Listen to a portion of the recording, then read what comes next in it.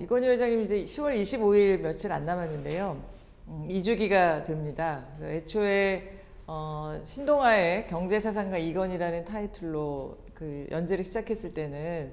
이렇게 과연 두 권의 책까지 묶어져 나올까 스스로도 자신도 없었고 또 할 수 있을까 이런 마음이 들었는데 어느덧 이렇게 매달 연재가 시작이 됐고 또 그 과정에서 이번에 그 반도체까지 사실은 이건희 회장의 삶은 반도체가 없이는 설명할 수 없는 대목인데 주변에 많은 분들이 또 인터뷰에 응해주시고 도와주셔서 일단은 뭐 개인적으로는 보람이 크고 많은 분들이 요즘 이제 반도체가 화두이다 보니까 저 스스로도 이제 책을 쓰면서 많이 배운 측면이 있거든요. 그런 걸 같이 나눌 수 있는 기회가 됐으면 좋겠습니다. 이건희 회장이 제가 이제 경제사상가 이건희라는 1권에서 말씀하셨다시피 이건희 회장 전후로 산업사를 쓸 수 있다라고 이제 감히 말씀을 드렸는데 사실 이건희 회장 전만 해도 우리나라가 전통적인 어떤 제조업 아날로그 시대였다면 이 반도체 이게 부품이긴 하지만 이 첨단 제품에 들어가는 최첨단 부품을 만들면서 그야말로 디지털화되는 기점이 되거든요. 그래서 이건희 회장을 뭐 한마디로 트랜스포메이션을 완전히 그냥 혁신가가 아니라 군뱅이가 나비가 될 정도로 이 세상을 바꾼 사람이다. 그런 것들을 많이 제가 절감을 했고 그래서 산업사를 그의 전과 후로 나눌 수 있다라고 이제 감히 이제 언명 비슷한 걸 했고요. 그 다음에 이번에 제가 이제 이건희 반도체를 키워드로 해서 이제 삼성의 반도체 역사를 보니까 1974년부터 삼성이 이제 반도체 사업을 시작을 하는데 이제 기존의 회사를 좀 인수하는 형태로 그러다가 이제 한 1983년도에 삼성이 본격적으로 이제 호암 이병철 회장이 우리도 반도체 사업을 하겠다고 이제 대외적으로 선언을 하는데 그때 당시에는 정말 반도체가 무슨 혁띠냐 허리띠냐 그때 밴드라고 해서 허리띠를 반도라고 불렀대요. 그럴 정도로 반도체라는 게 도대체 뭔지 모르는 그래서 삼성 내부 사람들도 이게 무슨 사업을 한다는 거지? 라고 대부분이 호응하지 못하고 오히려 이러다가 이렇게 큰 돈이 들어가는 사업하면 우리 망한다. 그래서 99%의 직원들이 반대하는 그런 상황에서 호암 이병철 회장이 지금으로부터 꼭 내년이 되면 40년이 되는데 시작을 합니다. 그래서 또 그 밑바닥에는 항상 그 대한민국이 뭘로 먹고 살 거냐, 삼성이 뭘로 먹고 살 거냐 이런 부분에 대한 아주 그 고도의 집중력이 들어간 그 고민들이 있었거든요. 그런 것들을 해내고 시작하고 또 호암 같은 경우에는 83년에 시작해서 87년에 이제 돌아가시는데 그 4년 동안 정말 지옥 같은 불황의 터널을 지납니다. 한켠에서는 기적적으로 6개월 만에 64K드램을 세계 세 번째로 개발하고 우리가 그 연구진들이 정말 피와 헌신의 그런 땀방울을 모아서 기적 같은 성과를 이뤄내지만 당시에 반도체가 완전히 불황 국면에서 지금처럼 이제 불황이라고 생각할 수도 있는데 그런 국면에서 정말 적자를 면치 못하거든요. 그래서 이게 정말 삼성 망한다. 그래서 그때 호암이 머리가 좀 이상해졌구나라는 말까지 돌 정도로 굉장히 힘든 시간을 버텼고 정말 극적으로 반도체가 호황이 닥치면서 오늘날 삼성이 발전할 수 있는 토대가 닦이는데 지금은 우리가 대한민국 반도체가 이제 30년간 메모리 반도체가 1위인데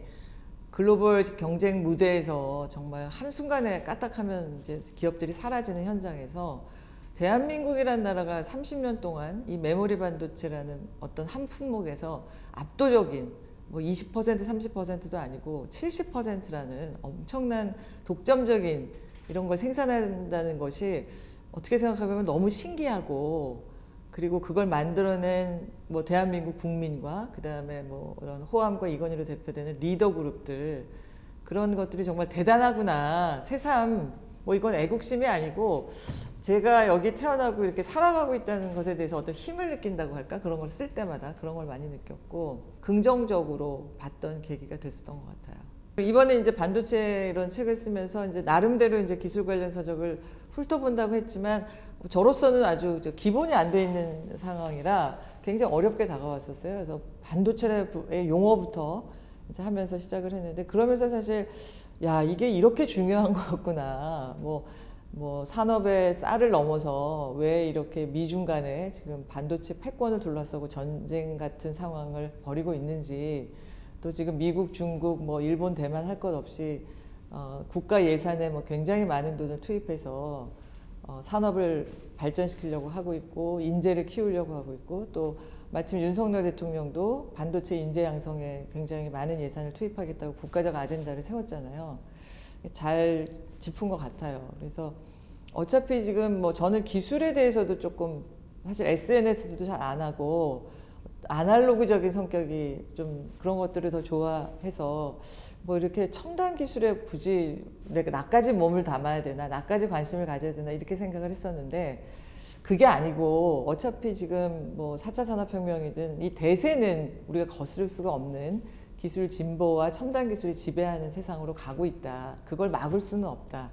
그러면 이왕이면 더 그 기술 발전에 아이들을 교육시키고 미래를 열어주면서 여기서 일자리가 나오고 경제가 여기서 그 성장 모멘텀을 개발할 수밖에 없다는 자각이 많이 들었어요. 그래서 지금 문과, 이과 뭐 이렇게 나눠져 가지고 사실 아직 이제 많이 지금은 통합되고는 있다고 하지만, 저는 문과생들한테도 좀 중학교 때 뭐 초등학교 때부터 코딩 수업도 좀 해야 되고, 또 그것들이 이제 문과적인 상상력, 심리학이나 뭐 사회학이나 어쨌든 반도체라는 것도 수요를, 사람들이 어떤 부분에 수요가 있을까를 생각하는 소비의 어떤 패턴이랄까, 이런 사람들의 삶에 대해서 관심이 있어야 그 어떤 제품을 만들어낼까 상상력이 나오는 거거든요. 그래서 이거는 지금 문과, 이과 나눌 일이 아니고 반도체라는 건 정말 우리가 배우지 않으면 안 된다. 그래서 또 너무 많은 산업의 줄기들이 반도체 하나를 만드는데 모여 들어가 있어요. 모든 이과 분야에 뭐 화학, 물리, 수학, 그러니까 이런 것들이 다 총집합이 된 분야이기 때문에 반도체를 모르면 안 된다, 이런 생각이 더 새삼 들었고, 그리고 지금은 사실 뭐 총성이 울려 퍼지는, 뭐 우크라이나에서는 전쟁이 벌어지곤 있지만 앞으로 국제 정치는 그야말로 기술을 가진 나라가 안보에 있어서도 자기 나라를 지킬 수가 있다는 거는 아주 극명하게 저는 대만의 TSMC라는 그 파운드리 업체, 그 설계도만 남이 갖고 오면 이제 제조를 해주는 그 TSMC가 지금 뭐 미국의 많은 그 내노라 하는 설계 업체들하고 연결이 돼 있어서 TSMC가 힘들어지면 미국 자체가 힘들어지는, 그렇기 때문에 대만의 어떤 실리콘 방패다, 그런 안보를 지켜주는 어떤 천병이다, 한 기업이, 그런 말까지 나올 정도로 이 반도체라는 거는 굉장히 안보이며 외교이며 국방인 상황이거든요. 그래서 지금 이른바 아시겠지만 미국이 우리나라를 취포 동맹이라고 해서 일본은 소재, 뭐 대만은 파운드리, 우리는 메모리 반도체. 그래서 미국이 이런 식으로 이제 4개국 간의 분업 체제를 만들려고 하는데, 이것은 단지 무슨 이념의 문제가 아니라 한국을 그만큼 어떤 주요 플레이어, 국제정치의 주요 플레이어로 인정하고 같이 손을 너네 없으면 안 된다라는 그런 걸 또 역설적으로 말해주는 거거든요. 우리가 반도체가 없으면 이런 대접을 받을 수 있었나, 국제정치에서. 그런 대한민국 정부가 정말 만들어진 이후에 저는 어쩌면 한국이 이렇게 큰 기회를 가질 수 있는, 처음으로 국제정치 무대에서 더 이상 고래등에 그 터지는 새우 신세가 아니라 주요 플레이어가 됐는데, 저는 모든 건 반도체 덕분이다. 그래서 이것은 누가 말했듯이 정말 하늘이 내려준 선물이다, 이렇게까지 얘기하는데 전혀 과장이 아니라는 걸 이번에 깨달았습니다. 네, 제가 사실 그 제일 좀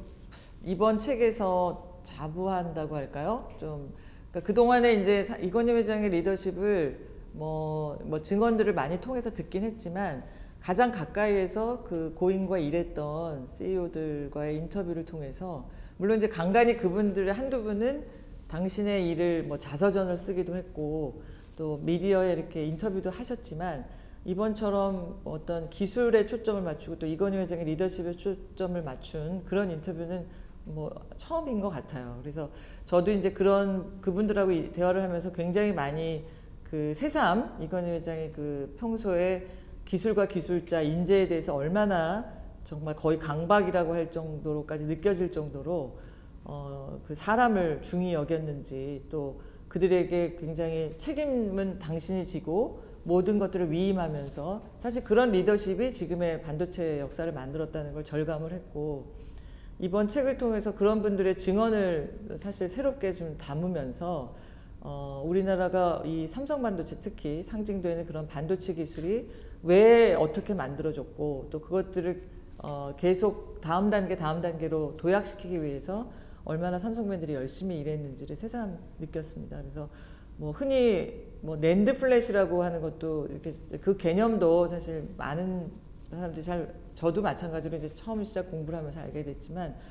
우리 삼성이 이제 D램 같은 경우에는 처음에 외국 기술, 일본이 한참 잘 나갈 때니까 일본이나 미국 기술을 조금 따라가면서 시작을 했는데, 낸드 플래시 같은 경우 지금 우리 뭐 이동통신이라든지 모든 그런 칩에 들어가는 지금 플래시 메모리의 어떤 우리 최고 독점, 우리 삼성하고 SK 하이닉스가 하고 있는데, 그런 거는 정말 우리 자체 스스로 기술을 개발해서 도시바보다 앞서서 우리가 치고 나간 대표적인 메모리 제품이거든요. 그러니까 그런 것들도 와, 이거 어떻게 이렇게 개발했지? 당시에 그 개발을 하게 되고 그런 무에서 정말 유를 만들어 나간 사람들의 이야기를 들어보니까 기술이 점점 이렇게 좀 먼 이야기가 아니라, 아, 우리도 상상하면 할 수 있구나, 이런 것들을 느꼈던 계기가 됐었던 것 같아요. 제가 사실은 지금 올해 기자 생활한 지 한 32년, 만 32년이 됐고, 나이로는 이제 50대 중반을 바라보는데, 돌이켜 생각해 보면 제가 기자적인 어떤 업을 하면서 어떤 사람에 대한 관심이 많았고, 이걸 좀 더 깊이 있게 평전 작업으로 이걸 좀 조명해 봐야겠다는 제 나름대로는 작가 정신이 좀 있었던 것 같아요. 그래서 30대 때부터 제가 이제 정신적인 어떤 또 삶에서 닥치는 질문들이 마음속에서 우러날 때마다 제가 어떤 이른바 꽂힌 인물들에 대해서 평전 작업을 했었는데, 30대 때 이제 제가 한창 불교에 심취했을 때 이제 우리나라의 숭산 큰 스님이라고 한국 불교를 세계화한 혁신가죠, 한마디로 그분에 대한 책을 썼던 게 있고, 또 40대 때는 당시에 이제 박근혜 대통령이 뭐 결국은 좀 안 됐지만, 박근혜 대통령 초기에는 민주화와 산업화 시대를 좀 통합하자는 게 시대적 이슈였는데, 당시에 그 김지아라는 민주화의 상징적 인물이 박정희로부터 고문을 당하고 굉장히 비극적인 삶을 살게 되지만, 박근혜라는 어떤 박정희의 딸을 용서한다, 이런 말을 함으로써 시대적으로 민주화와 산업화 세대가 좀 통합되는 분위기가 있었어요. 그래서 그때 김지아 선생님을 한 강원도 원주의 토지문학관에서 2달 동안 집중 인터뷰하면서 그의 삶을 묶어낸 김지아와 그의 시대라는 평전을 이제 동아일보에도 쓰게 됐고요. 그것이 평전 작업으로는 이제 크게 2번째 책이었는데, 나이가 좀 들면서 또 뭐 정치 상황도 그렇고 가장 중요한 게 결국 뭐냐, 밥의 문제 아니냐, 사람에게 있어서. 좀 뭐 이렇게 반기업 정서라든지 또 밥의 문제를 조금 과소평가하면서 겉으로 드러나는 명분이나 이념만 강조하는 이런 세태가 좀 안타깝다는 생각이 우선 들어서 기업인들의 삶에 대해서 굉장히 관심을 많이 갖게 됐었어요. 그래서 일단은 우리나라에서 뭐 고용을 창출하고 세금을 내고 이런 분들이 너무 좀 과소평가되는 분위기가 있는 거 아니냐라는 생각을 할 때 이제 이건희 회장이 돌아가셨고, 좀 용기를 내서 이건희 회장의 삶에 대해서 조명을 해보고 싶다라는 생각이 들어서 이제 이건희 회장님의 삶을 들여다보게 됐고, 또 하나는 우리 사회가 너무 우리 안에 있는 영웅들을 좀 과소평가하는 분위기가 있는 거 아닌가. 예를 들어 이건희 회장만 해도 저는 진짜 저도 많이 몰랐던 사실들을 취재 과정에서 듣고 또 책도 읽어보면서 그의 생각이 과연 뭐였을까, 이렇게 이른바 이제 곰곰이 토파보면서 이런 위인들이 이렇게 월드 클래스 경영자들인데 너무 남의 나라 경영자들이나 남의 나라 어떤 기업인들만 좀 초점을 맞추지, 정작 우리 안에 뭐 저는 이건희 회장뿐만 아니라 호암 이병철 회장도 그렇고 현대 정주영 회장도 그렇고 포스코의 박태준 회장도 그렇고 수많은 위인들도 있었고, 또 수많은 지금 중소기업 현장에서 열심히 일하시는 중소기업인들도 그렇고 정말 훌륭한 분들이 많은데, 그런 분들을 좀 조명해보자, 이런 여러 가지 생각들이 이제 합쳐지면서 모아졌던 것 같아요. 제가 사실은 저자의 말을 쓰면서 큰 제목을 50대 문송이 아줌마의 반도체 인문기라고 안 달았지만, 그래도 작은 제목을 쓰긴 했지만, 그렇게 생각할 정도로 저 스스로가 이제 50대 아줌마고, 아이를 키우는 엄마들이 좀 많이 보셨으면 좋겠다. 그러니까 저도 지금에서야 너무 늦게 기술이라는 게 이렇게 중요하고 반도체가 이렇게 중요하구나라는 걸 알게 된 게 좀 늦은 감이 있다라고 생각이 되어서 특히 30, 40대 젊은 엄마들이 뭐 50대, 60대도 사실 지금 뭐 늦지 않았고요. 사실 이런 새로 변화된 세상의 미래를 보는 거니까. 근데 특히나 이제 아이들을 키우는 엄마 입장에서 엄마가 좀 알면 아이들도 잘 지도할 수 있고 또 엄마 스스로 확신이 생기면 교육하는 데 많이 도움이 될 것 같아서 엄마들이 좀 많이 읽으셨으면 좋겠다는 생각이 들고 무엇보다 좀 안타까운 것은 뭐 모든 게 다 그렇다고 생각해요. 자기의 삶도 그렇고 뭐 조직도 그렇고 과거에 대해서 결국은 뭐 어떻게 과거를 해석하느냐의 문제잖아요. 그런 점에서 좀 더 긍정적이고 낙관적으로 과거를 해석하면 현재의 어려움을 이길 수 있는 어떤 힘도 얻을 수 있는데 의외로 제가 취재를 하면서 그 삼성맨들이 좀 삼성의 역사나 위대한 그 리더십에 대해서 잘